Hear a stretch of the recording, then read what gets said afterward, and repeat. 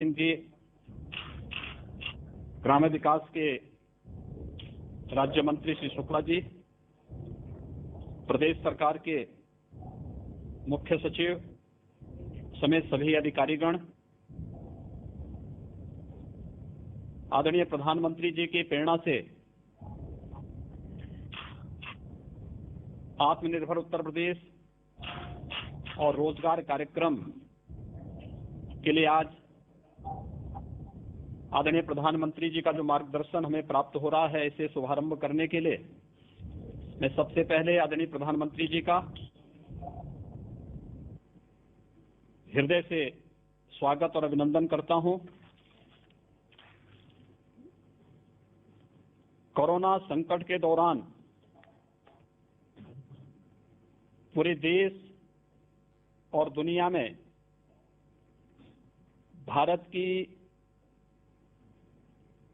ओर से जिस प्रकार से एक मार्गदर्शन आदरणीय प्रधानमंत्री जी ने पूरे देश को दिया और आज जिस रूप में कोरोना संकट के साथ ही आदरणीय प्रधानमंत्री जी ने जो एक मंत्र जान भी और जहान भी का पूरे देश को दिया और इसके बाद देश के अंदर कामगार और श्रमिकों के लिए जिन योजनाओं को आगे बढ़ाने का अपना मार्गदर्शन दिया था, उसी क्रम में आज उत्तर प्रदेश आत्मनिर्भर उत्तर प्रदेश के अंतर्गत प्रदेश के कामगार और श्रमिकों के लिए इस योजना का शुभारंभ के लिए आदरणीय प्रधानमंत्री जी के मार्गदर्शन में कार्य कर रहा है। इसके अंतर्गत 1,25,00,000 से अधिक कामगार और श्रमिकों को रोजगार उद्योगों में समायोजन और स्वतः रोजगार के अंतर्गत कार्य दिया जा रहा है। इस अवसर पर आज आदरणीय प्रधानमंत्री जी के कर कमलों से 4,03,000 सूक्ष्म लघु मध्यम उद्यम से जुड़ी हुई यूनिटों को 10,600 करोड़ रुपए से अधिक का ऋण का वितरण भी ऑनलाइन यहां पर प्रारंभ हो रहा है। इस योजना में उत्तर प्रदेश में ग्राम्य विकास विभाग, पंचायती राज विभाग के माध्यम से सामुदायिक शौचालय के निर्माण और प्रधानमंत्री आवास योजना के अंतर्गत आवास निर्माण के लिए, मनरेगा योजना के अंतर्गत ग्रामीण सड़कों के साथ साथ तालाबों की खुदाई के और अन्य कार्यक्रमों को आगे बढ़ाने की इस योजना में 60 लाख से अधिक रोजगार का सृजन आज के दिन पर उत्तर प्रदेश प्रारंभ कर रहा है। 50 लाख से अधिक कामगार और श्रमिकों को सूक्ष्म लघु मध्यम और प्रदेश में अनलॉक के बाद प्रारंभ हुए सभी बड़े उद्योगों में उन्हें व्यवस्थित रूप से समायोजित करने के साथ ही महिला आजीविका समूह के माध्यम से स्वयं सहायता समूहों को फार्मर्स प्रोड्यूसर्स ग्रुप के अंतर्गत 5 लाख से अधिक कामगार और श्रमिकों के सफलतापूर्वक नियोजन, केंद्र और राज्य सरकार के द्वारा संचालित विभिन्न प्रकार की जो राजमार्ग की परियोजनाएं हैं, एक्सप्रेसवेज हैं, प्रधानमंत्री ग्रामीण सड़क योजना है, प्रधानमंत्री कृषि सिंचाई योजना के अंतर्गत संचालित सिंचाई की परियोजनाएं हैं, वृक्षारोपण के बृहद कार्यक्रम के साथ ही ग्राम्य विकास और नगर विकास के अंतर्गत संचालित विभिन्न कार्य योजनाओं में, विभिन्न परियोजनाओं में 10 लाख से अधिक श्रमिकों और कामगारों को नियोजन करने और आत्मनिर्भर भारत के अंतर्गत 2,68,000 एमएसएमई इकाइयों को 6,565 करोड़ रुपए का ऋण, 1,35,000 नई इकाइयों को 4,034 करोड़ रुपए का ऋण वितरण करने के साथ ही उत्तर प्रदेश के परंपरागत कारीगरी विश्वकर्मा श्रम सम्मान के अंतर्गत 5,000 से अधिक कारीगरों को टूल किट का वितरण भी आज इस कार्यक्रम में आदरणीय प्रधानमंत्री जी के कर कमलों से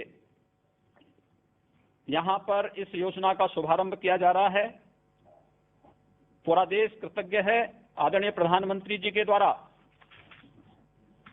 वैश्विक महामारी के दौरान जो समयबद्ध ढंग से फैसला लिया गया और उसके उपरांत अकेले उत्तर प्रदेश में 35,92,000 से अधिक प्रवासी कामगार और श्रमिकों की सकुशल वापसी का कार्यक्रम जिस व्यवस्थित तरीके से श्रमिक एक्सप्रेस के माध्यम से संपन्न हुआ, इसके साथ ही आदरणीय प्रधानमंत्री जी ने शुरू से ही इस बारे में फोकस किया था कि इन सभी श्रमिकों का अगर स्किल मैपिंग भी समयबद्ध ढंग से हो जाए तो मुझे बताते हुए प्रसन्नता है कि प्रदेश में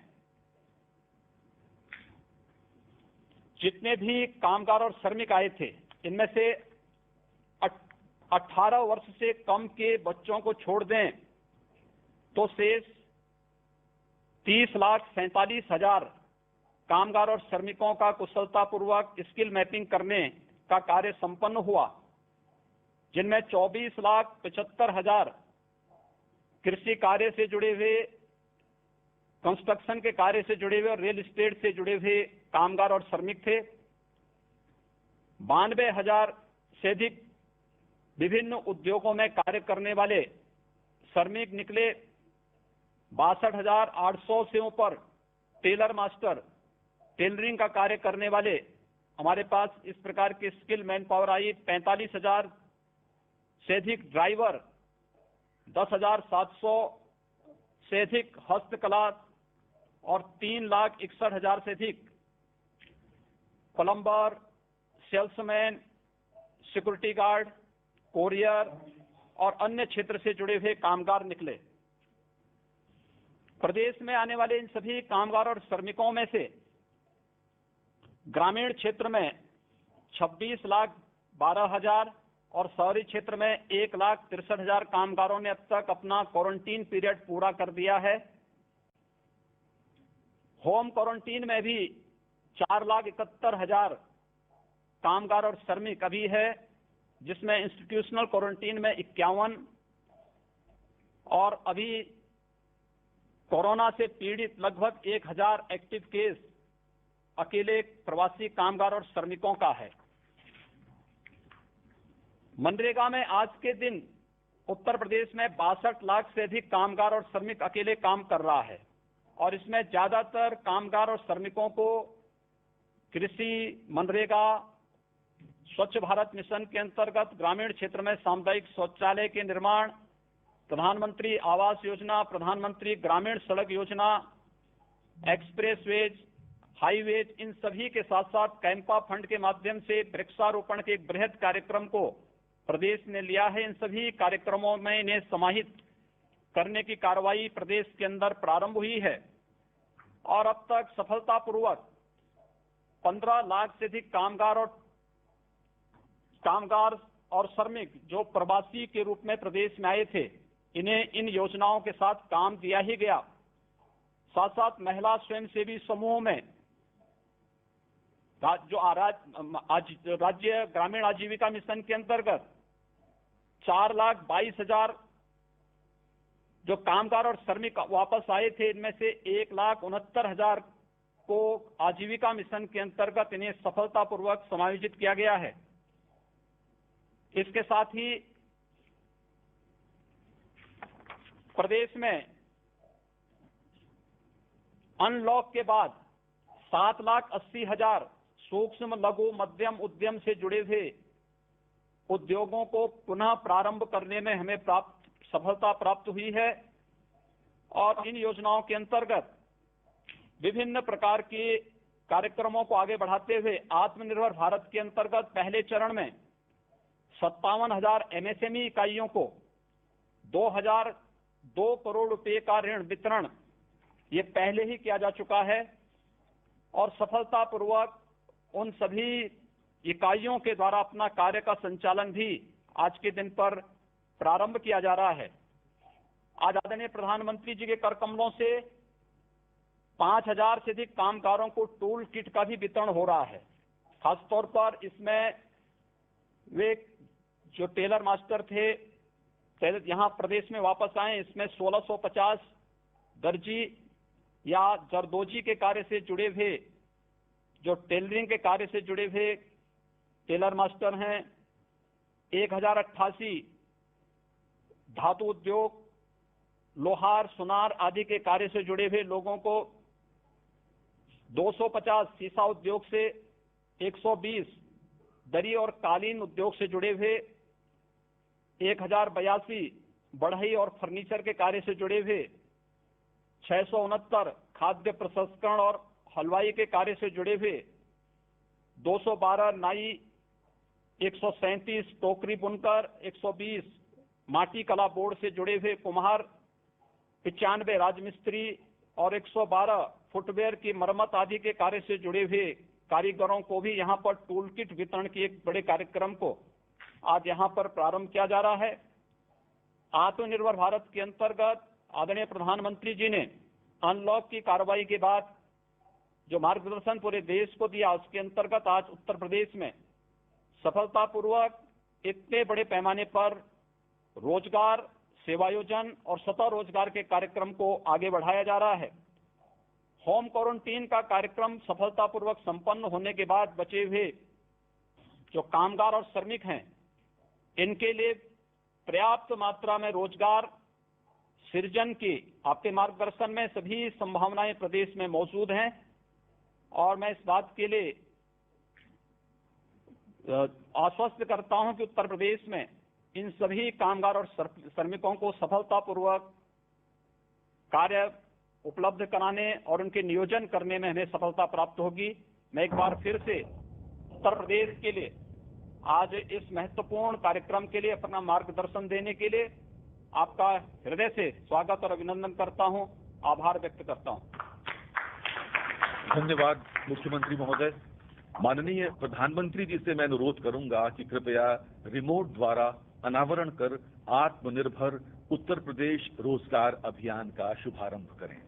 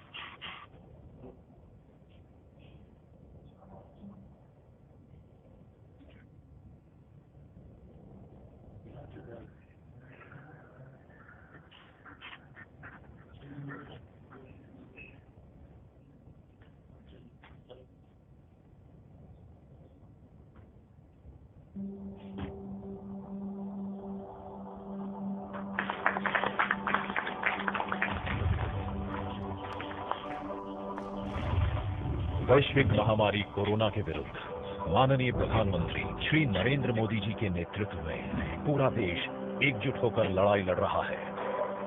देश की जनता के उत्तम स्वास्थ्य और बेहतर भविष्य के लिए माननीय प्रधानमंत्री जी द्वारा समय से लिए गए निर्णयों के फलस्वरूप देश सुरक्षित स्थिति में है। माननीय मुख्यमंत्री योगी आदित्यनाथ जी ने श्रमिकों की सुरक्षित वापसी के लिए रेल मंत्रालय भारत सरकार से विशेष अनुरोध कर श्रमिक स्पेशल ट्रेनों का संचालन कराया और अन्य राज्यों से श्रमिकों की निशुल्क घर तक सुरक्षित वापसी कराई। संक्रमित या लक्षण वाले श्रमिकों को कोविड अस्पताल में भर्ती कराया गया। शेष श्रमिकों को राशन किट के साथ परिवहन निगम एवं प्राइवेट बसों द्वारा उनके गृह जनपदों में निगरानी समितियों की देखरेख में भेजा गया, जहां उनका दोबारा मेडिकल परीक्षण कराया गया। क्वारंटीन सेंटर में श्रमिकों एवं कामगारों की स्किल मैपिंग कर डेटाबेस तैयार किया गया। छूटे हुए श्रमिकों की स्किल मैपिंग कराई जा रही है। जिन श्रमिकों के पास होम क्वारंटीन की व्यवस्था नहीं थी, उन्हें क्वारंटीन सेंटरों में रखा गया, जहां खाने पीने और चिकित्सा की समुचित व्यवस्था की गई। राष्ट्रीय खाद्य सुरक्षा अधिनियम एवं प्रधानमंत्री गरीब कल्याण अन्न योजना के अंतर्गत खाद्यान्न वितरित किया गया। जिन श्रमिकों के पास अन्य राज्यों के राशन कार्ड थे या जिनके पास राशन कार्ड नहीं थे, उन्हें भी 2 बार निःशुल्क खाद्यान्न दिया गया। पूरे प्रदेश में कम्युनिटी किचन के माध्यम से भी फूड पैकेट्स वितरित किए गए। इतना ही नहीं, अन्य जरूरतमंदों को भी भरण पोषण भत्ता दिया गया। भारत की संकल्प शक्ति ऐसी है कि भारत आत्मनिर्भर बन सकता है। माननीय प्रधानमंत्री श्री नरेंद्र मोदी जी के आत्मनिर्भर भारत अभियान एवं चुनौतियों को अवसर में बदलने के उनके संदेश से प्रेरित होकर उत्तर प्रदेश सरकार श्रमिकों, कामगारों को उनके घर एवं आसपास ही रोजगार देने के लिए युद्ध स्तर पर काम कर रही है। मनरेगा में प्रतिदिन श्रमिकों को रोजगार मिल रहा है। मानव दिवस सृजन में प्रदेश का देश में प्रथम स्थान है। एमएसएमई सेक्टर में उत्तर प्रदेश प्रथम स्थान पर है। एमएसएमई सेक्टर में ग्रोथ और रोजगार की सबसे अधिक संभावनाएं हैं। बृहद एवं एमएसएमई क्षेत्र की इकाइयों में 7,80,000 से अधिक यूनिट क्रियाशील हो गई हैं। कोरोना महामारी के दौरान प्रदेश में नई उत्पादन इकाइयों की भी शुरुआत हुई, जिनके माध्यम से पीपीई किट, N95 मास्क और सैनिटाइजर का उत्पादन किया गया। इससे प्रदेश में उपलब्धता बढ़ी एवं अन्य प्रदेशों में भी आपूर्ति की जा रही है। लॉकडाउन के दौरान चीनी मिलों, ईंट भट्ठों और कोल्ड स्टोरेजों के माध्यम से श्रमिकों को रोजगार दिया गया। राज्य सरकार की अन्य योजनाओं में भी रोजगार के अवसर उपलब्ध कराए गए हैं। देश में पहली बार कामगारों एवं श्रमिकों के हितों की सुरक्षा के लिए आयोग का गठन किया गया। गरीब कल्याण रोजगार अभियान, आत्मनिर्भर भारत योजना और विश्वकर्मा श्रम सम्मान योजना से रोजगार की तुरंत आवश्यकता वाले कामगारों को विभिन्न कार्य क्षेत्रों में रोजगार के अवसर प्राप्त हो रहे हैं। गरीब कल्याण रोजगार अभियान के लिए उत्तर प्रदेश के 31 जनपदों के चयन हेतु यशस्वी प्रधानमंत्री माननीय श्री नरेंद्र मोदी जी का हृदय से आभार।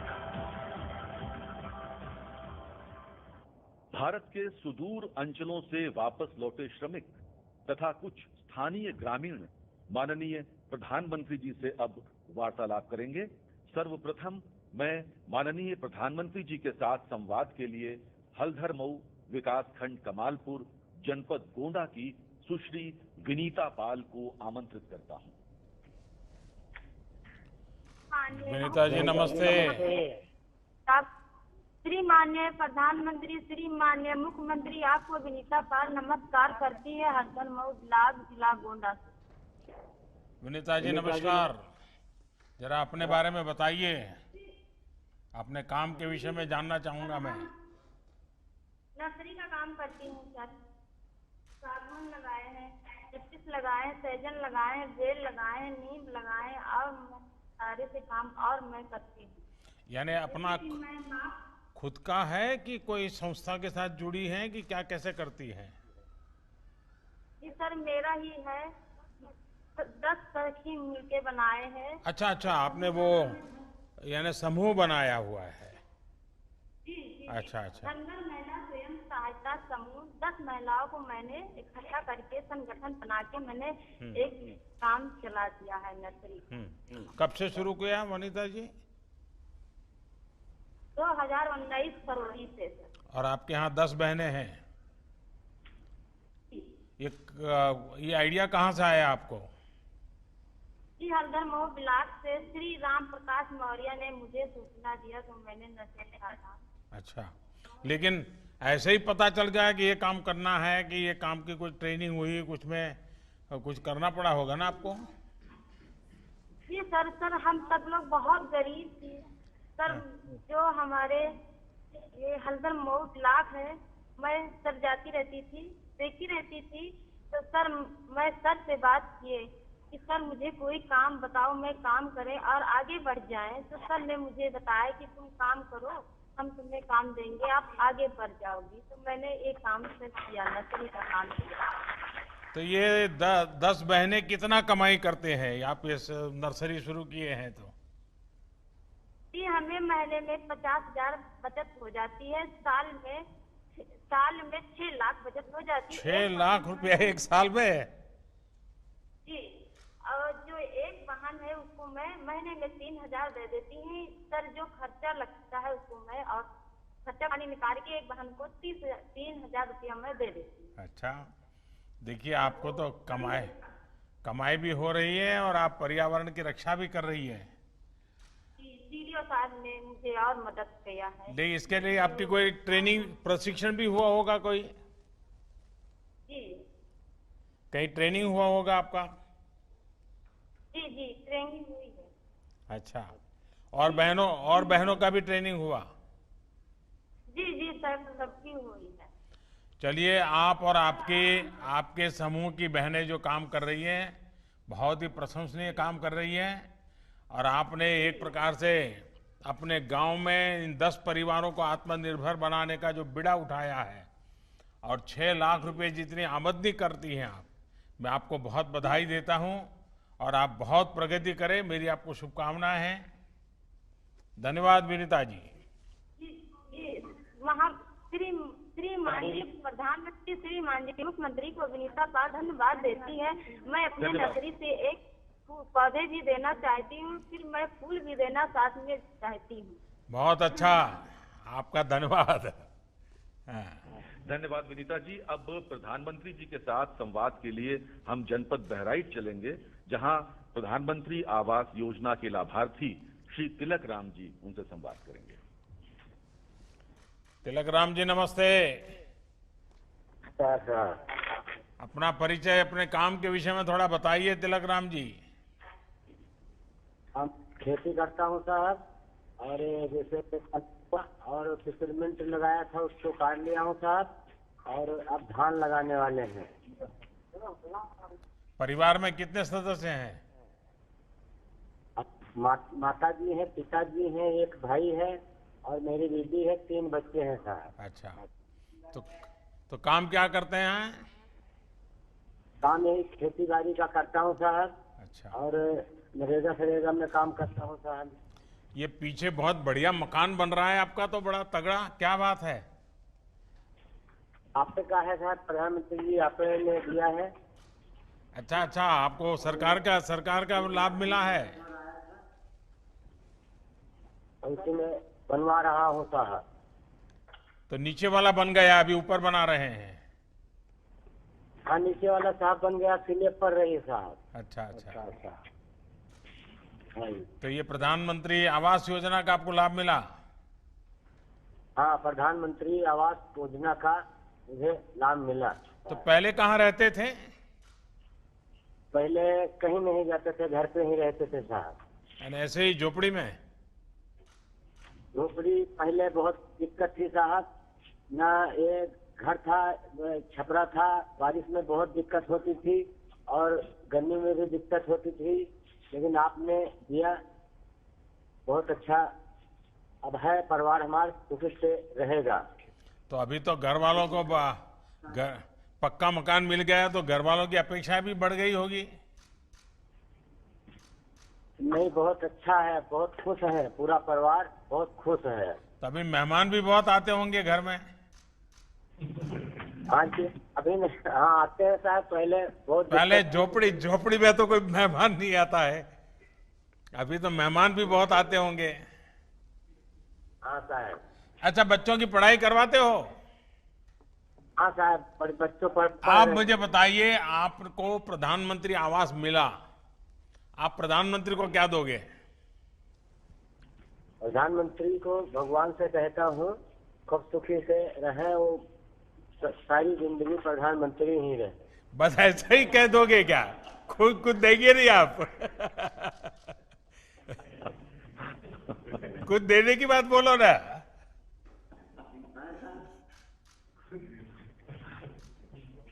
अच्छा, मैं मांगता हूं, देंगे आप? पक्का? पक्का देंगे? अच्छा देखिए, पहला तो आप मुझे प्रॉमिस कीजिए कि आप बच्चों को जितना पढ़ना है जरूर पढ़ाएंगे। कभी भी आपको थोड़ी तकलीफ पड़े तो भी बच्चों को पढ़ाएंगे, करेंगे? पढ़ाएंगे साहब, पढ़ाते हैं। पक्का? पक्का साहब। और हर साल मुझे चिट्ठी लिख के बताओगे कि भाई बच्चे अब यहाँ इस क्लास में आए, इतना मार्क लाए हैं, ऐसा बताओगे? बताएंगे साहब। तो ये वादा पूरा करना है आपको। पूरा करेंगे सर। देखिए, हमने आपको ये आवास दिया, सरकार की योजना से आपको लाभ मिला, तो देश की भलाई के लिए आपको भी अपने बच्चों को पढ़ाना चाहिए। पढ़ाएंगे साहब, पढ़ रहे हैं। चलिए, मेरी आपको बहुत शुभकामना है और आपकी माता जी के यहाँ से दर्शन हो रहे हैं, मैं उनको प्रणाम करता हूँ। माँ के आशीर्वाद मिले ताकि हम सब अच्छा काम करें। चलिए, बहुत बहुत धन्यवाद भैया। जिला सिद्धार्थनगर के कोडरा ग्राम पंचायत में लॉकडाउन के दौरान 693 श्रमिक वापस लौटे हैं। इन्हीं में से एक श्री कुर्बान अली जी अब प्रधानमंत्री जी के साथ वार्तालाप करेंगे। कुर्बान अली जी, नमस्ते। सर, प्रधानमंत्री जी और मुख्यमंत्री जी को मेरा नमस्कार। नमस्कार। ये पीछे जगदम्बी प्रसाद बड़ा गुस्सा करते होंगे, उनको नाराजगी होती है कि देखो ये हमारे यहाँ का कुर्बान अली तो बात कर रहा है लेकिन मुझे बात करने का मौका नहीं मिल रहा है। कहिए कुर्बान अली, क्या करते हैं आप कल? सर, मेरा नाम कुर्बान अली है, मैं कोडरा ग्राम जिला सिद्धार्थनगर से बोल रहा हूँ। मैं मुंबई में राजमिस्त्री का काम करता था। लॉकडाउन के दौरान मैं और मेरा छोटा भाई गांव वापस लौट कर आए। प्रधानमंत्री जी को मैं आभार व्यक्त करना चाहता हूँ कि गांव वापस आने के बाद मुझे और मेरे भाई को और मेरे गांव में जितने लोग आए हैं सबको राशन किट भी दिया गया और 1000 रुपया भी दिलाया गया, जिससे हमें बहुत खुशी हुई। और राज्य सरकार को हमारे हुनर के मुताबिक हमारे ही गांव में हमें काम भी दिलाया गया, जिससे मैं राज्य सरकार और प्रधानमंत्री जी को आभार व्यक्त करना चाहता हूँ। तो कुर्बान अली जी, इस बार तो ये कोरोना के कारण आप मुंबई छोड़ करके घर आ गए, तो रमजान का महीना भी तो घर में सबके साथ मनाया होगा? नहीं सर, 15 मई में हम लोग मुंबई में थे। अच्छा अच्छा। लॉकडाउन में मुंबई से 12 मई को मैं अपने गांव वापस प्राइवेट बस से गांव वापस आ गया। अच्छा, तो अभी गांव में क्या करते हैं? आप वापस आए हैं तो? सर, गांव वापस आने से पहले मेरा मेडिकल जांच हुआ, 21 दिन होम क्वारंटीन में भी रखा गया। मैं और मेरा छोटा भाई गांव पे प्राइवेट में काम करते थे और यहाँ पे प्रधान जी हमारे सामुदायिक शौचालय बनवा रहे हैं, जिसमें हमें हमारे भाई को राजमिस्त्री का काम भी दिलाया गया। और आगे बोले प्रधान जी की राज्य सरकार द्वारा जैसे और काम भी मिलेगा, जैसे प्राइमरी की मरम्मत और गांव में घर घर शौचालय भी बनाए जाएंगे। हमें वहाँ भी राजमिस्त्री का काम भी दिलाया गया। राजमिस्त्री की हमारी ट्रेनिंग भी शुरू हो गई है, जिनका सर्टिफिकेट हमें दिलाया गया है।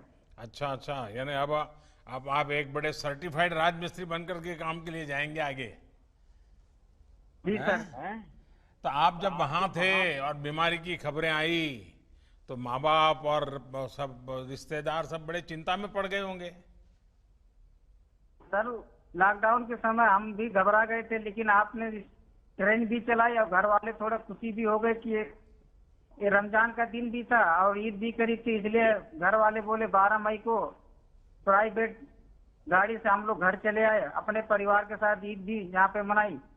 चलिए, तो सब माँ बाप भाई बहन सब खुश हो गए आप आ गए तो? सब यहाँ पे सभी खुशी है। लेकिन अभी तबीयत संभालते हो कि नहीं संभालते हो? बड़े बहादुर बन करके ऐसे ही घूम रहे हो? नहीं सर, यहाँ पे आके बहुत खुश हूँ। यहाँ पे रोजगार भी हमको दिलाया गया, यहाँ पे भी हम काम भी कर रहे हैं। हाँ। चलिए, मेरी आपको बहुत शुभकामना है और आप अपना परिवार स्वस्थ रहे कुर्बान अली जी। और कौन है? अब मैं अहमदाबाद से वापस लौटे, गोरखपुर को वापस लौटे श्री नागेंद्र सिंह जी को आमंत्रित करता हूं। इन्होंने गोरखपुर लौटकर मुद्रा ऋण के माध्यम से डेयरी का काम प्रारंभ किया है। मतलब कि आप योगी जी के गांव के हैं और मेरे गांव में रहते थे? नमस्कार। नागेंद्र जी कहाँ रहते थे अहमदाबाद में? राजू नगर सर। हैं? राजू नगर। राजू नगर। अच्छा, जी सर। कितने साल रहे वहाँ? मेरे चाचा जी रहते हैं वहीं पर। अच्छा अच्छा, चाचा जी के पास रहते थे। जी सर। क्या काम करते थे वहाँ? स्टील बर्तन का काम सर। अच्छा, तो ये सीखा कहाँ आपने स्टील बर्तन का इतना बड़ा वो तो काम बड़ा महत्वपूर्ण होता है। सर वहीं चाचा के लड़के कराते थे, वहीं सिखाते थे। अच्छा अच्छा अच्छा। तो आप वापस कैसे आ गए? सर लॉकडाउन चल गया तो क्या करें वहाँ पर। अरे अहमदाबाद तो बहुत बढ़िया है। कंपनी बंद हो गई थी सर। अच्छा, यहाँ माँ भी चिंता करती होंगी, रिश्तेदार चिंता करते होंगे कि भाई बीमारी में तुम कहीं मत रहो, घर चले आओ, ऐसा हुआ होगा। इसलिए चले आए सर। हाँ। तो ये बीमारी का इतना डर कैसे लग गया? वैसे ही बीमारी है सर ये। तो अभी डर है कि अभी डर निकल गया? अभी पूरा डर है। अच्छा, तो अहमदाबाद से निकले कैसे आप? ट्रेन से सर। अच्छा, ये जो श्रमिक ट्रेन था उससे आ गए? जी सर। अच्छा, तो अब क्या मन करता है यहाँ? यहाँ सर हम बड़ौदा यूपी बैंक से हमने लोन लिया था। लोन लिया है आकर के? जी सर। किस रोजगार के लिए। किस चीज के लिए लोन लिया? डेयरी खोलने के लिए। अच्छा, कितना लोन लिया है? 1 लाख सर। 1 लाख रुपया? जी सर। तो आपको दे दिया बैंक वालों ने? हाँ सर। आपने डरा दिया होगा उनको कि मैं अहमदाबाद से आता हूँ, मोदी जी के गांव से आता हूँ, 1 लाख रुपया देना पड़ेगा, ऐसा किया था क्या? नहीं सर, पहले तो मैं लॉकडाउन में यहाँ तो प्राइमरी स्कूल में ही रहता था। हाँ, लॉकडाउन का पालन करके ही गया था। तो क्या किया 1 लाख रुपए का? मैंने भैंस खरीदा। भैंस खरीदा? तो जी क्या सर। क्या योजना क्या है आपकी? डेयरी का सर। डेयरी का? तो अभी भैंस दूध देती है? हाँ सर, देती है 10 किलो। कितना दूध बेचते हैं आप? 7 किलो दूध हम बेचते हैं सर। कितनी कमाई होती है? 365 रुपया। अच्छा, यानी हर दिन का 365 रुपया? जी सर। अच्छा, और वहाँ अहमदाबाद में कितना कमाते थे? वहाँ तो सर वही पड़ जाता था 8,000 7,000। तो आप गांव में आए, भैंस लाए और ज्यादा कमाने लग गए, तो आपको तो कोरोना फायदे में गया जी सर। है। आपने आपत्ति को अवसर में पलट दिया। बस हमें आपसे ही सीखना है, सब सरकारों को यही सीखना है कि देखिए हमारे नगेंद्र जी ने आपत्ति को कैसे अवसर में पलटा, हम भी आपत्ति में से अवसर कैसे ढूंढे। तो अभी क्या करोगे? एक ही भैंस से चलाओगे? डेयरी करना है तो भैंस तो ज्यादा चाहिए। हमको सर इससे मिलेगा तो और उन्नति, हम और 3 से 4 बढ़ा सकते हैं डेयरी। अच्छा, तो अभी बैंक को पैसा वापस देने होता है, वो रेगुलर देते हो? देते हैं। तो बैंक दूसरे पैसे देने के लिए तैयार है? हाँ सर। अच्छा, चलिए, मेरी आपको बहुत शुभकामनाएं हैं, लेकिन मैं 1-2 बात बताना चाहूंगा। आपने भैंस रखी है, कभी कभी क्या होता है हमारे यहाँ क्या खिलाना उसका ज्ञान नहीं होता है, और ज्यादातर घर की महिलाएं ही ये पशुपालन करती हैं। अब जैसे भारत सरकार ने 13,000 करोड़ रुपया खर्च करके पशुओं के फूट टू माउथ डिसीज का टीकाकरण का काम शुरू किया है। आप सबसे पहले ये टीकाकरण करवा दीजिए। उसी प्रकार से भारत सरकार ने पशुपालकों के लिए भी, जैसे किसान क्रेडिट कार्ड होता है, पशुपालकों के लिए भी किसान क्रेडिट कार्ड निकाला है। आप वैसा किसान क्रेडिट कार्ड ले लीजिए और उससे आप आगे का कर्ज लीजिए, तो उसमें थोड़ा आपको मदद ज्यादा मिल जाता है। तो ये भी आप जरूर कीजिए। तो पशु का आहार की चिंता करनी चाहिए, पशु को बीमार नहीं होने देना चाहिए। ज्यादातर क्या होता है कि हम लोग दूध देता रहता है, हमें पता ही नहीं होता है कि पशुधन का जितना महात्म्य बढ़ाओगे ना आपको अच्छा होगा। और उसका जो मलमूत्र है उससे भी अच्छा फर्टिलाइजर बना करके बेच सकते हैं आप, उससे भी कमाई कर सकते हैं। तो करेंगे?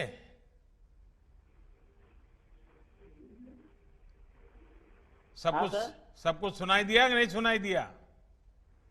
दिया है सर। अच्छा, वो करेंगे। चलिए, मेरी आपको बहुत शुभकामनाएं हैं, लेकिन तबीयत संभालना भैया इस हालात में।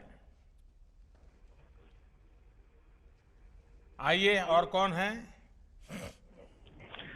जालौन जिले के दीपू जी को संवाद के लिए आमंत्रित करता हूं। नमस्कार जी। नमस्कार। हाँ दीपू जी, बताइए।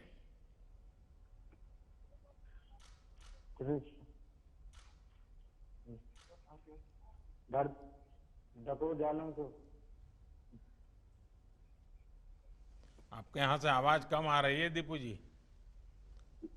डकोर जालौन से बोल रहा हूँ दीपू। हाँ, जालौन से बोल रहे हैं। क्या कर रहे हैं दीपू जी? हैदराबाद में काम करते थे। हैदराबाद में? तो आपको तो दीपू गारू बोलना पड़ेगा। हैदराबाद में काम करते थे। तो आपको दीपू गारू बोलना पड़ेगा मुझे। लॉकडाउन की वजह से आ गया घर। नहीं दीपू जी, पहले मेरे एक सवाल का तो जवाब दीजिए। आप हैदराबाद में थे, आंध्र में थे, तो आपको तो अब दीपू गारू कहते होंगे लोग। सुनाई देता है आपको? हाँ सर। हाँ, अच्छा बताइए, क्या करते थे वहां? क्या करते थे? इंसुलेशन का काम करते थे सर। तो आगे कैसे, फिर आगे का क्या किया? और लॉकडाउन लग गया इसलिए सर गांव घर पर आ गया। और अभी यहाँ क्या कर रहे हैं? बुंदेलखंड एक्सप्रेस में काम कर रहा हूँ सर। अच्छा, तुरंत काम मिल गया आकर के? 1 महीने बाद मिला था सर। अच्छा, तो हैदराबाद में जितना कमाते थे उतना कमाते हैं कि कम कमाते हैं? नहीं, बराबर कमाते सर। उधर बराबर कमाते हैं। हाँ सर। अच्छा, और ये सारे नियमों का पालन करते हैं? हाँ साहब, करते हैं। हाँ, देखिए, ये जो बुंदेलखंड एक्सप्रेस वे जो है ना, ये एक प्रकार से इस पूरे इलाके का भाग्य बदलने वाला है। क्योंकि इतना बड़ा एक्सप्रेस वे बनने के बाद वहां डिफेंस कॉरिडोर आने वाला है और नए नए उद्योग आने वाले हैं, और हमारा इलाका जो पानी के बिना तरस रहा था, वहां अब उद्योगों की शुरुआत हो जाएगी। तो अब आपको रोजी रोटी के लिए कहीं जाना पड़े ऐसी स्थिति नहीं बनेगी। और ये विश्व स्तरीय सड़क बन रही है। वहां के लोग पहले मिट्टी की सड़क के लिए कागज देते थे गांव के लोग, आज इतनी बढ़िया सड़क आपके यहाँ बन रही है। और मैं मानता हूं कि बुंदेलखंड का भाग्य बदल रहा है। चलिए दीपू गारू, आपको बहुत शुभकामनाएं भैया। जी सर, धन्यवाद। प्रधानमंत्री जी से वार्तालाप के क्रम के अंत में कबीरदास जी की नगरी संत कबीर नगर से 2 लाभार्थी माननीय प्रधानमंत्री जी से संवाद हेतु जुड़ रहे हैं। पहले श्री रामचंद्र जी को आमंत्रित करता हूं। रामचंद्र जी नमस्ते। प्रणाम। नमस्कार भैया, बताइए। मैं ओडीओपी के तहत जिला संत कबीर नगर का मैं एक अस्थायी निवासी हूं सर, और मुझे ओडीओपी के योजना के अंतर्गत मुझे 11 लाख रुपए का लोन स्वीकृत हुआ है। अच्छा, होजरी उद्योग के लिए सर। तो पहले से आप करते थे होजरी उद्योग? जी सर, छोटे रूप में करते थे। और उसमें अभी आपको 11 लाख रुपए मिल गया? जी। अच्छा, तो फिर आपको आश्चर्य हुआ होगा 11 लाख इतना बड़ा पैसा कैसे आ गया और क्या करेंगे, कैसा रहेगा? आश्चर्य हुआ, कब ऑनलाइन हुआ, कब मेरे खाते में आ गया, और इतना बड़ा मतलब मैं उद्योग को विस्तार कर दिया, बड़ा कर लिया। अभी क्या कर लिया आपने? 4 बाहर से आए थे कामगार लोग, उनको मैं अपने किए रख लिया हूँ। काम कराते 3 पहले के थे, 1 हमारे घर के हैं। तो 8 लोग काम करते हैं? 8 लोग। तो आप 8 लोगों का पेट भरते हैं? जी। वाह, चलिए आपका ये जो स्वरोजगार और उद्यमशीलता को मैं बहुत बधाई देता हूं। और बैंक में से रेगुलर अच्छा पैसा जमा करना लेना कारोबार करोगे तो बहुत बड़े बन सकते हो। और दुनिया में जितने बड़े लोग बने हैं ना, सब छोटे से ही शुरू किया है जी। और जिन्होंने छोटे से शुरू किया वो सचमुच में बड़े बने हैं। जिनको विरासत में मिल जाता है वो तो लुढ़क जाते हैं कभी कभी। तो मैं आपको बहुत शुभकामनाएं देता हूं। और कौन है आपके साथ बात करने वाले? जी सर प्रणाम। नमस्ते। नरेंद्र कुमार राय, ग्राम दुघरा, पोस्ट बनियाबाड़ी, जनपद संत कबीर नगर का निवासी जी। मेरा व्यापार सर बेकरी का है। बेकरी का काम है? कितने सालों से है? ये सर 6-7 साल से। तो पहले क्या करते थे बेकरी में? आप क्या क्या बनाते हैं? जी सर मैं रस बनाता हूँ। अच्छा, हाँ हो चाय के साथ लेते हैं। जी। हाँ। तो हम चाय वालों को तो मालूम है ना कि रस तो फिर क्या कर रहे हैं अभी? जी सर वही बेकरी का विस्तार कर रहे हैं। प्रधानमंत्री रोजगार योजना के अंतर्गत जो लाभ मिला मुझको, उससे बेकरी विस्तार कर रहे हैं। और उसके बाद जो उनमें लेबरों कामगारों की आवश्यकता है वो साफ भर रहे हैं। मेरे यहाँ बिहार के और बलरामपुर डिस्ट्रिक्ट की लेबर है। कितने लोग हैं आपके यहाँ? मेरे यहाँ सर पहले 10-12 थे, अब 12 और बढ़ रहे हैं। 24 लोगों को काम दे दिया आपने? जी सर। और ये जो श्रमिक वापिस आए उनमें से 12 को दिया? जी। तो आपका कारोबार बढ़ रहा है कि बस सेवा भाव से ही सबको काम दे रहे हो? सर कारोबार भी बढ़ रहा है, सेवा भाव भी हो रहा है। हाँ, कहीं ऐसा ना हो कि घर का कारोबार रह जाए और आप सबको काम दे दो और फिर घर में कोई खाना ही न दे आपको। तो अच्छे से काम हो रहा है बाजार में? सब चीजें डेली रोज ताजा बिकता है माल आपका डेली की पैकेजिंग करके बाहर बेचते हैं? मैं पैकिंग करके जिले में और पड़ोसी जिले में, पड़ोसी जिले तक में बिक जाता है। चलिए, मेरी आप सबको बहुत शुभकामना है भैया। आपका स्वास्थ्य जरूर संभालिए और मेहनत से जिंदगी बहुत कुछ आगे बढ़ सकती है। ये आप सबने करके दिखाया।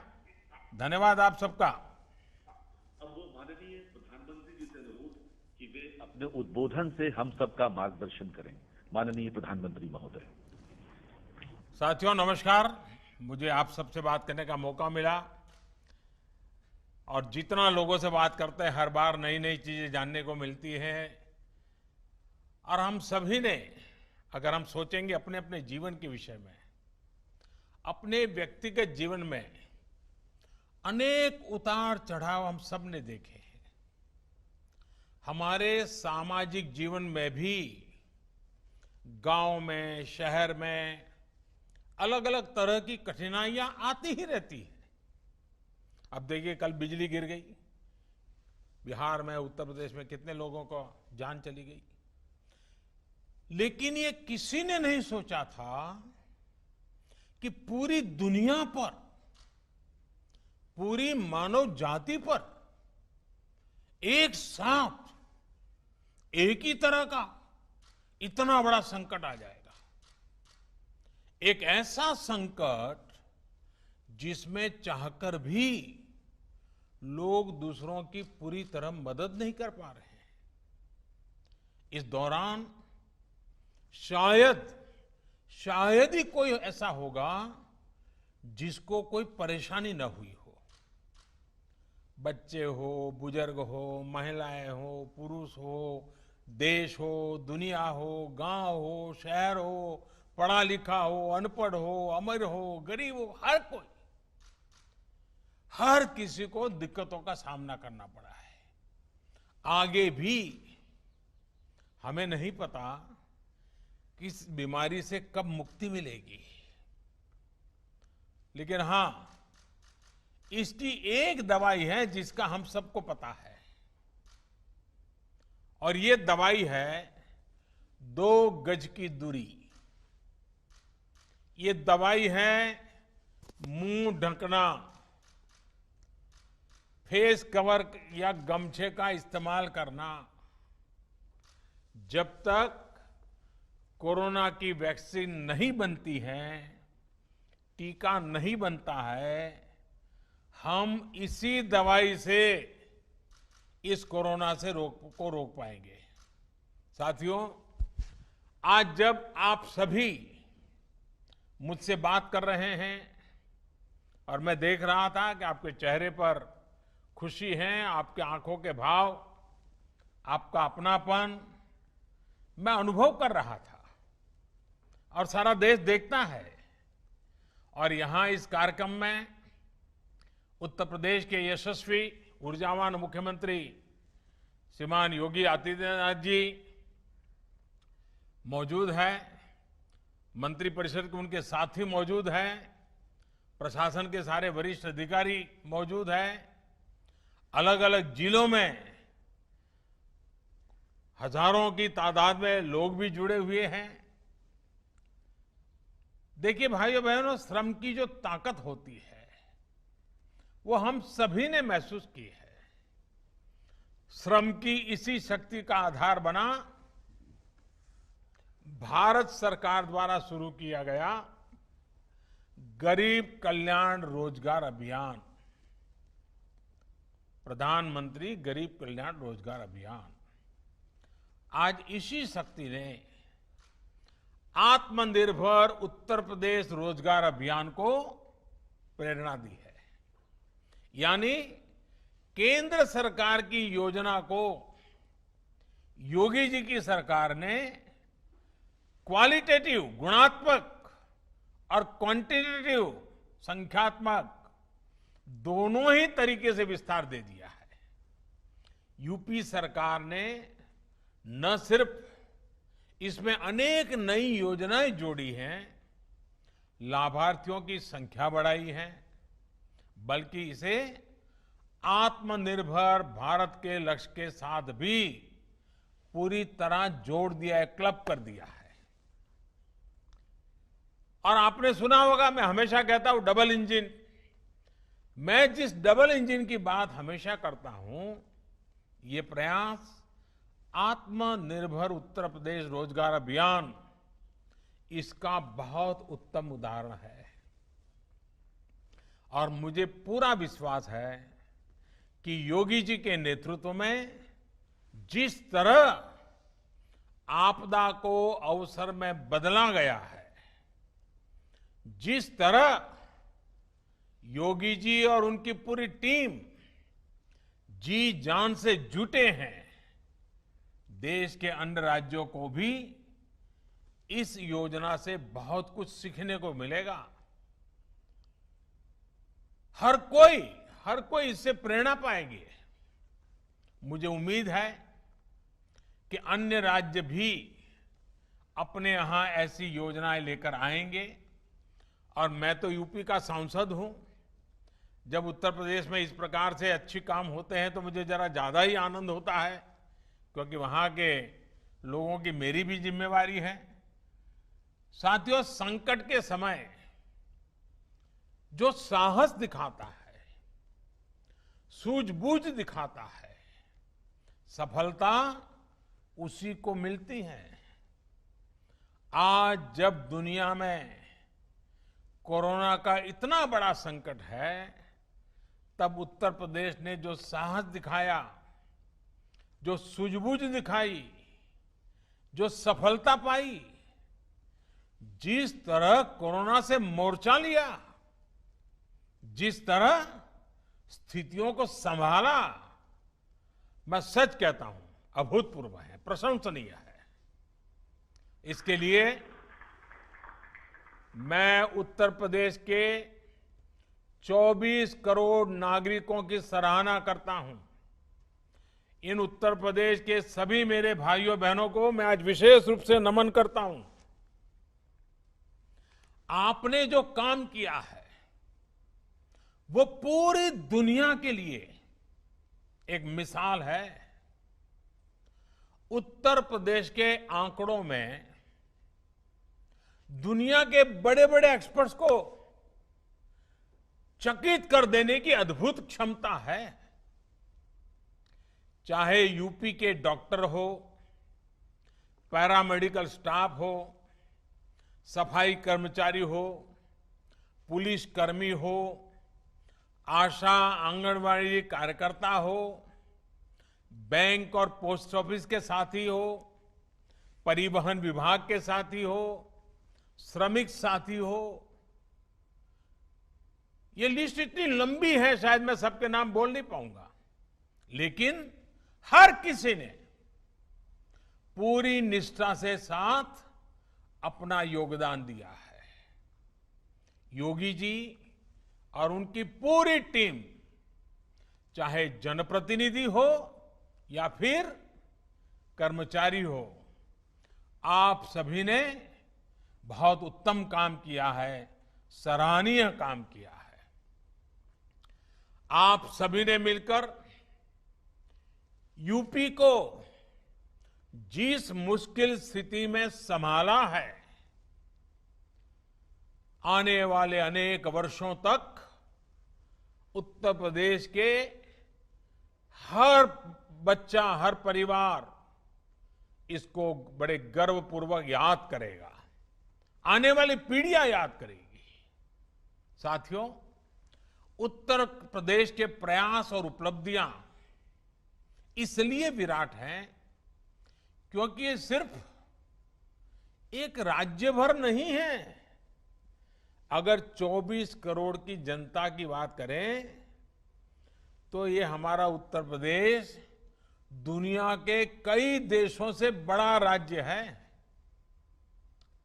इस उपलब्धि को यूपी के लोग खुद महसूस कर रहे हैं, लेकिन इसको हम तब ज्यादा अच्छे तरह समझ पाते हैं और इन आंकड़ों जब जानेंगे तो हम हैरान हो जाएंगे। जरा तुलना करने से पता चलता है कि आज उत्तर प्रदेश ने कितनी बड़ी सिद्धि प्राप्त की है। मैं उदाहरण के तौर पे आपको बताता हूं। हम यूरोप के 4 बड़े देशों को देखें। मैं यूरोप के 4 देशों का उल्लेख करता हूं। इंग्लैंड, जो 250 साल हमारे पर राज करके गया, फ्रांस, इटली, स्पेन। मैं इतने ही राज्यों की बात करता हूं। ये देश 200-250 साल तक दुनिया में सुपर पावर हुआ करते थे।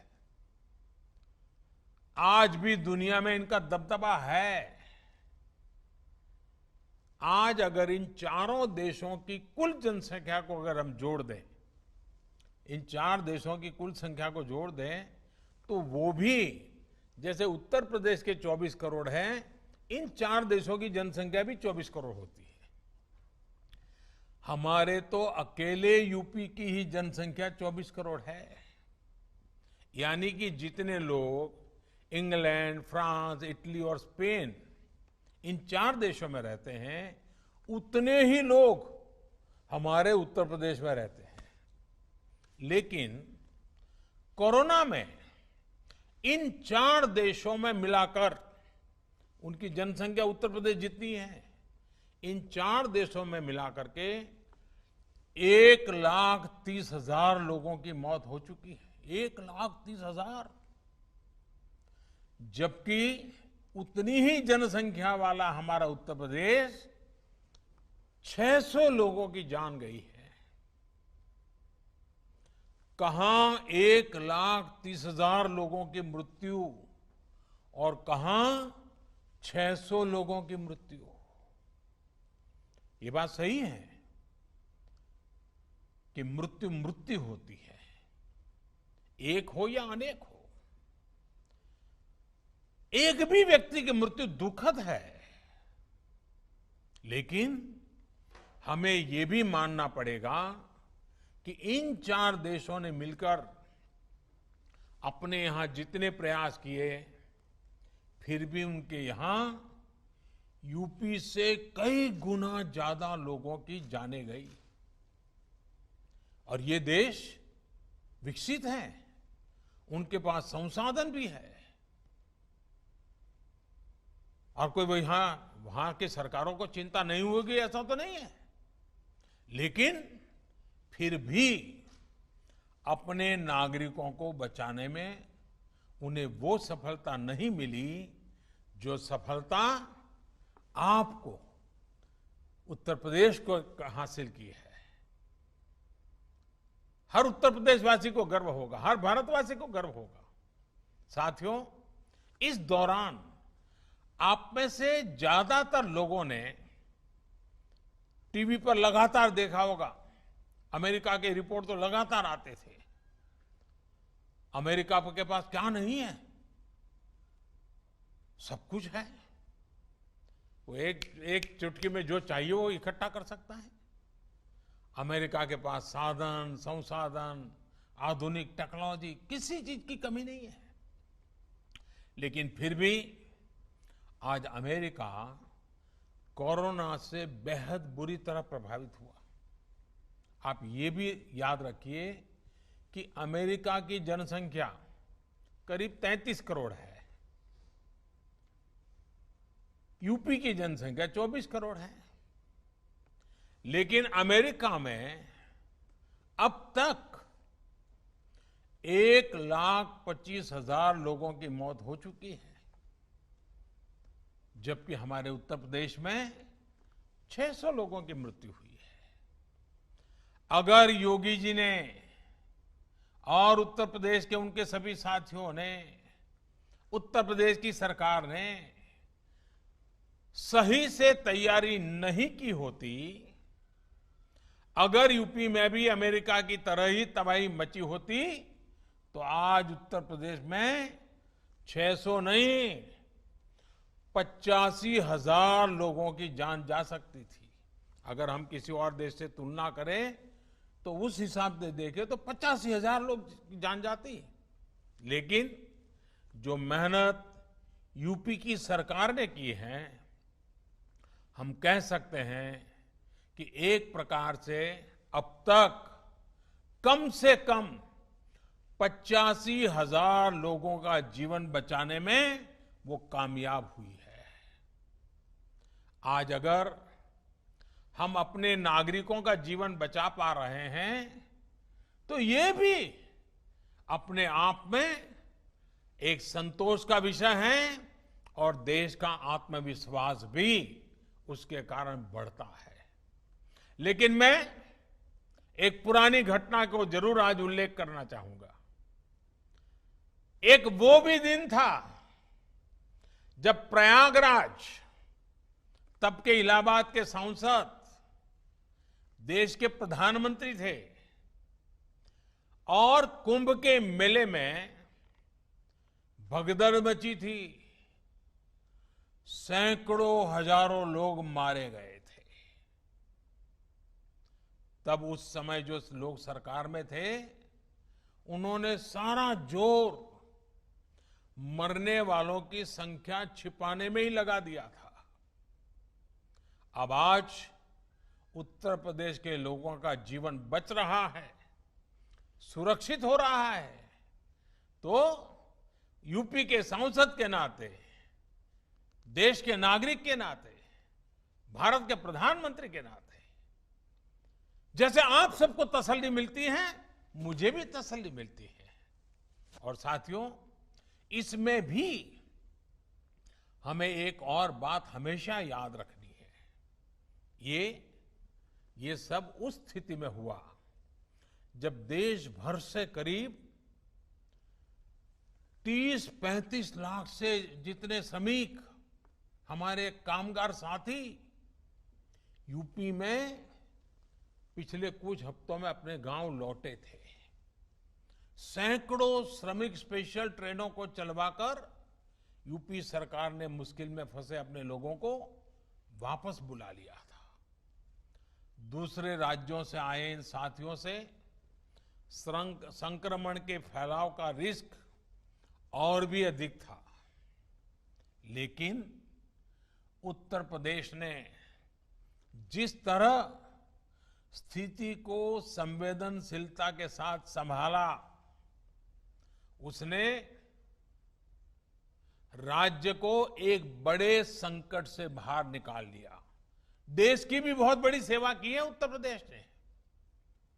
साथियों, यूपी में 2017 से पहले जो भी सरकारें थी, जो भी व्यवस्थाएं थी, जिस प्रकार से शासन चल रहा था, जिस तरह की सरकारें चला करती थी, उस हालात में हम इन नतीजों की कल्पना भी नहीं कर सकते। पहले वाली सरकारें होती तो अस्पतालों की संख्या का बहाना बनाकर, अस्पताल में बिस्तरों की संख्या का बहाना बनाकर हम चुनौती को टाल देते। लेकिन योगी जी ने ऐसा नहीं किया। योगी जी ने, उनकी सरकार ने हालत की गंभीरता को समझा। उन्होंने समझा कि इतने बड़े देशों की क्या हालत हो रही है, बड़े बड़े समृद्ध देशों की बर्बादी हो रही है, तो उन्होंने बुरा अंदाज लगा लिया। और वे देखते हुए उन्होंने और उनकी सरकार ने युद्ध स्तर पर काम किया। क्वारंटीन सेंटर हो, आइसोलेशन की सुविधा हो, इसके निर्माण के लिए पूरी ताकत झोंक दी गई। आप कल्पना कर सकते हैं,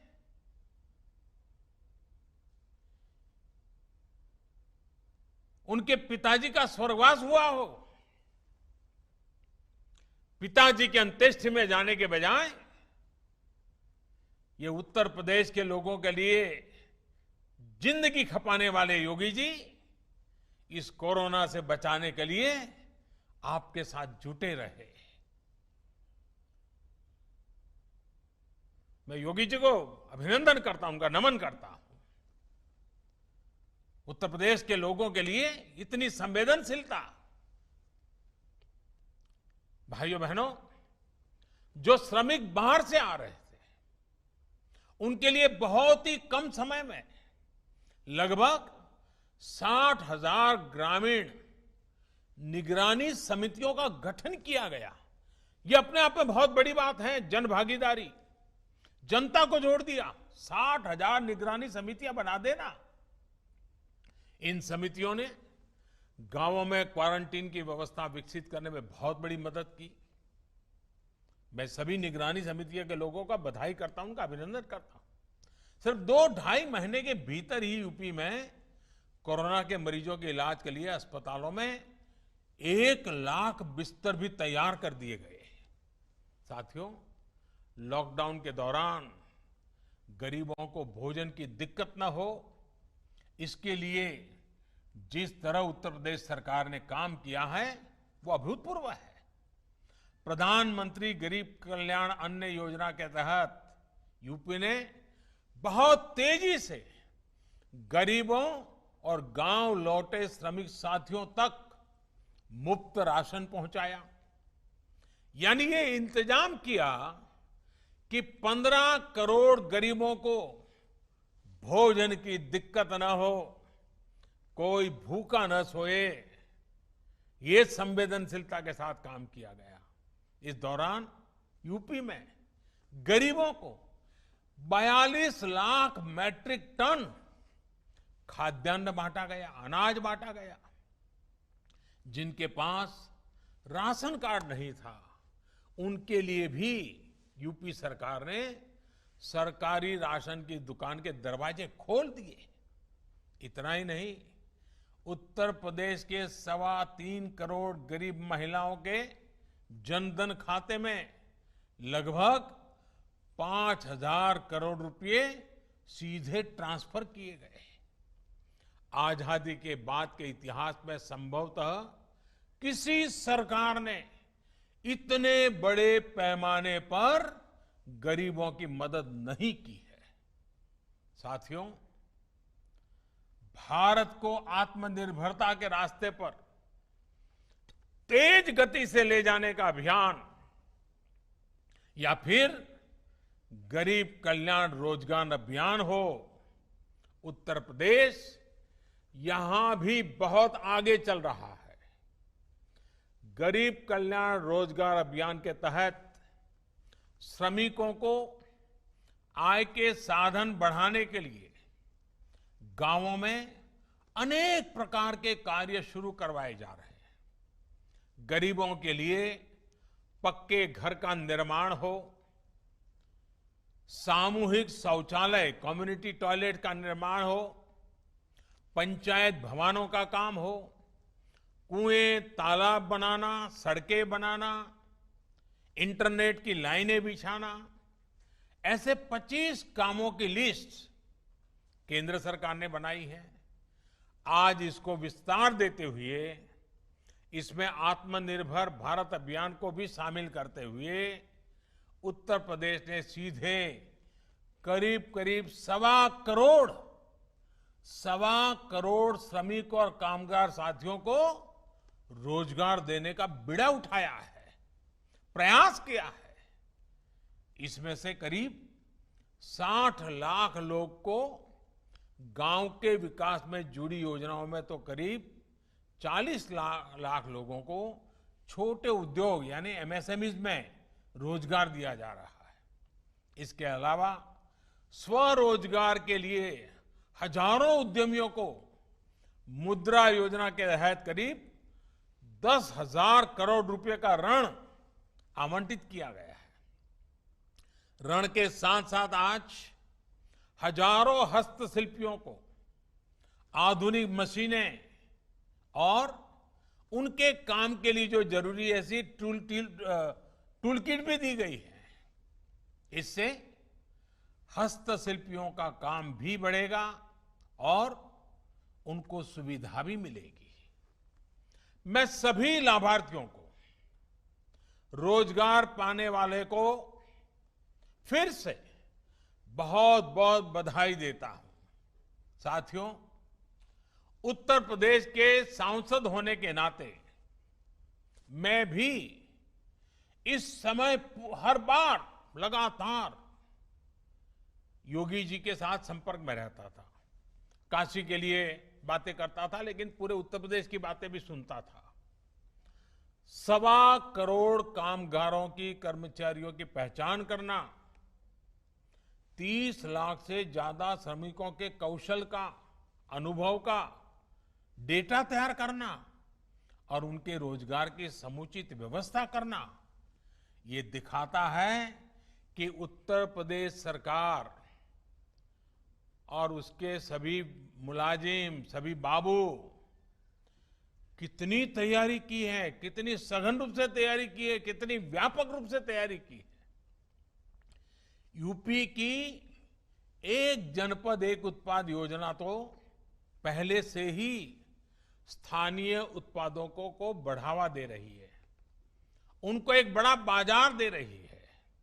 अब आत्मनिर्भर भारत अभियान के तहत जब पूरे देश में ऐसे स्थानीय उत्पादों को बढ़ावा देने के लिए उद्योगों के क्लस्टर बनाए जा रहे हैं, तब उत्तर प्रदेश को बहुत अधिक लाभ होगा।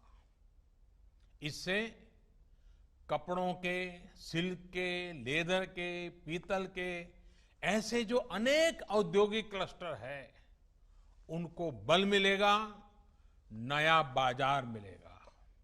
साथियों, आत्मनिर्भर भारत अभियान का बहुत बड़ा लाभ उत्तर प्रदेश के किसानों को होगा।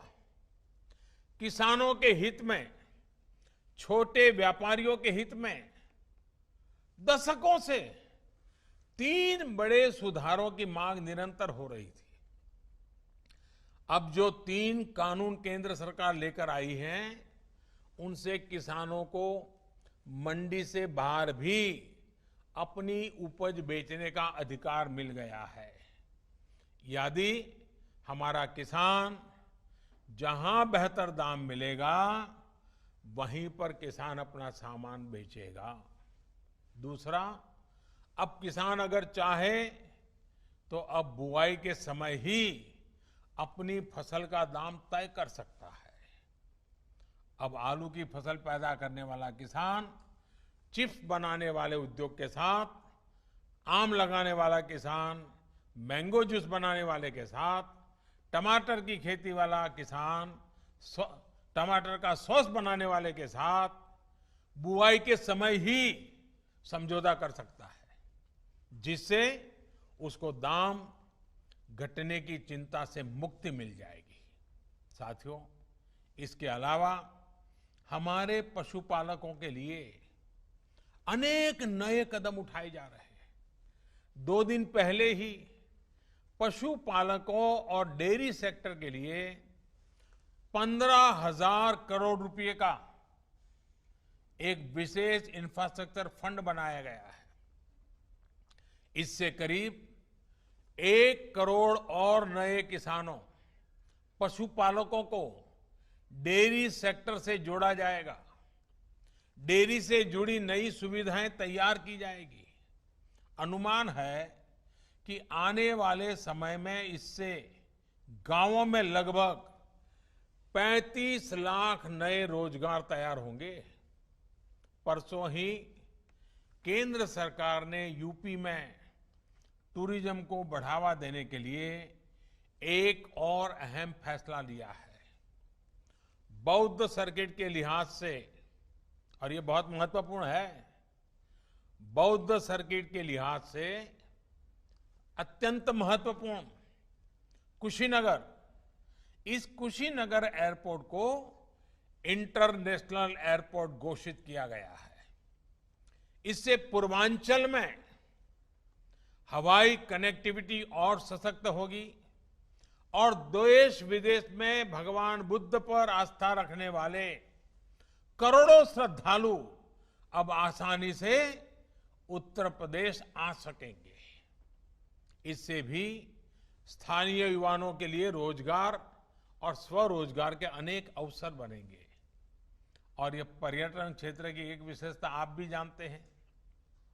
ये क्षेत्र कम से कम पूंजी में अधिक से अधिक लोगों को रोजगार देता है। साथियों, उत्तर प्रदेश हमेशा से भारत के प्रगति पथ का सबसे महत्वपूर्ण हिस्सा रहा है। गांव, गरीब और देश को सशक्त करने के जिस मिशन को लेकर के हम चले हैं, उसमें उत्तर प्रदेश का योगदान यहां बीजेपी की सरकार आने के बाद अब लगातार बढ़ रहा है। बीते 3-3.5 वर्षों में हर बड़ी योजना पर उत्तर प्रदेश ने तेज गति से काम किया है। सिर्फ 3 साल में यूपी में गरीबों के लिए 30 लाख से ज्यादा पक्के घर बनाए गए हैं। सिर्फ 3 साल की मेहनत से यूपी ने खुद को खुले में शौच से मुक्त घोषित किया है। सिर्फ 3 साल में पारदर्शी तरीके से यूपी ने 3 लाख नौजवानों को सरकारी नौकरी दी है। सिर्फ 3 साल के प्रयासों से यूपी में माता मृत्यु दर में 30% की गिरावट आई है। साथियों, बरसों से पूर्वांचल में एन्सेफेलाइटिस महामारी की तरह ये कहर बरपाती थी। अनेक नवजात शिशुओं की दुखद मृत्यु इस बीमारी से हो जाती थी। अब यूपी सरकार के प्रयासों से इस बीमारी के मरीजों की संख्या तो कम हुई है, मृत्यु दर में भी 90% तक की कमी आई है। इसके अलावा मेडिकल कॉलेज हो या फिर आयुष्मान भारत अभियान के तहत दूसरी सुविधाएं, इससे भी यूपी ने प्रशंसनीय काम किया है। बिजली, पानी, सड़क, ऐसी अनेक बुनियादी सुविधाओं में अभूतपूर्व सुधार हुआ है। नई सड़कों और एक्सप्रेसवे के निर्माण में यूपी आगे चल रहा है। और सबसे बड़ी बात यह है कि आज उत्तर प्रदेश में शांति है, कानून का राज कायम हो रहा है। यही कारण है कि उत्तर प्रदेश पर पूरी दुनिया के निवेशकों, इन्वेस्टर्स को अब उत्तर प्रदेश भाने लगा है, उनकी नजर है वहां। सरकार देशी और विदेशी निवेश को आकर्षित करने के लिए जो भी कदम उठा रही है, उसका बहुत बड़ा लाभ यूपी उठा रहा है। और देखिए, आज भी जब अन्य राज्य कोरोना से लड़ाई में जूझ रहे हैं, यूपी ने अपने विकास के लिए इतनी बड़ी योजना शुरू कर दी है। एक प्रकार से आपदा से बने हर अवसर को यूपी सरकार साकार कर रही है। एक बार फिर आप सभी को रोजगार के इन तमाम अवसरों के लिए बहुत बहुत बधाई। लेकिन मैं फिर से एक बार याद कराना चाहूंगा, और मैं बार बार कहूंगा, और आप भी बार बार सबको कहिए, याद रखिए, कभी कोरोना के खिलाफ हमारी लड़ाई बंद होने वाली नहीं है। हमें ये लड़ाई जारी रखनी है। लड़ाई अभी भी जारी है। काम पर निकलिए, लेकिन 2 गज की दूरी, चेहरे पर मास्क और लगातार साफ सफाई, ये बहुत जरूरी है। जीवन और आजीविका दोनों की सुरक्षा की ये लड़ाई उत्तर प्रदेश जीतेगा और भारत भी जीतेगा। बहुत बहुत धन्यवाद। माननीय प्रधानमंत्री जी एवं उत्तर प्रदेश के माननीय मुख्यमंत्री जी तथा कार्यक्रम से जुड़े अन्य सभी महानुभावों का इस कार्यक्रम में उपस्थिति पर बहुत बहुत धन्यवाद। नमस्कार।